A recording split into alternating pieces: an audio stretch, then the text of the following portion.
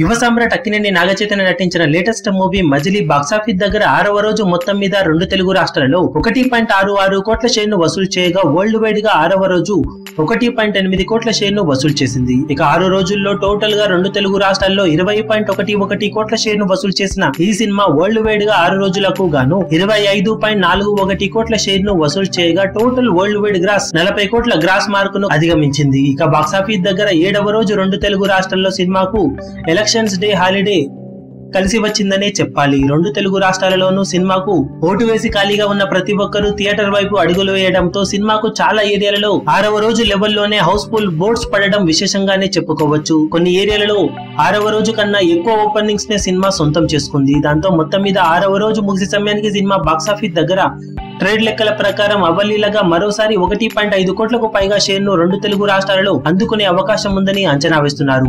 Final లెక్క 1.6 కోట్లకు పైగా ఉండే అవకాశం కూడా ఉందని చెబుతుండటం విశేషం. ఇక టోటల్ వరల్డ్ వైడ్ గా 1.7 కోట్ల నుండి 1.8 కోట్ల మధ్యలో షేర్ తో 7వ రోజును ముగించే అవకాశం ఉందని చెబుతున్నారు ట్రేడ్ వర్గాలు. మొత్తం మీద బాక్సాఫీస్ దగ్గర మొదటి వారం అద్భుతమైన వసూళ్లతో ముగించబోతుంది మజిలీ సినిమా. ఇక అఫీషియల్ గా మొదటి వారం కలెక్షన్ల వివరాలు ఎలా ఉంటాయో చూడాలి.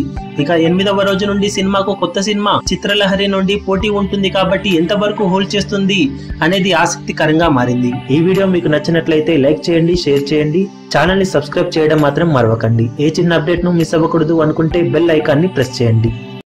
మీ అభిమాన హీరోలకు సంబంధించిన లేటెస్ట్ అప్డేట్స్ కోసం మా ఛానల్ ని సబ్స్క్రైబ్ చేసుకోండి. ఏ చిన్న అప్డేట్ ని మిస్ అవ్వకూడదు అనుకుంటే బెల్ ఐకాన్ ని ప్రెస్ చేయండి. లైక్, షేర్, కమెంట్ చేయడం మర్చిపోకండి.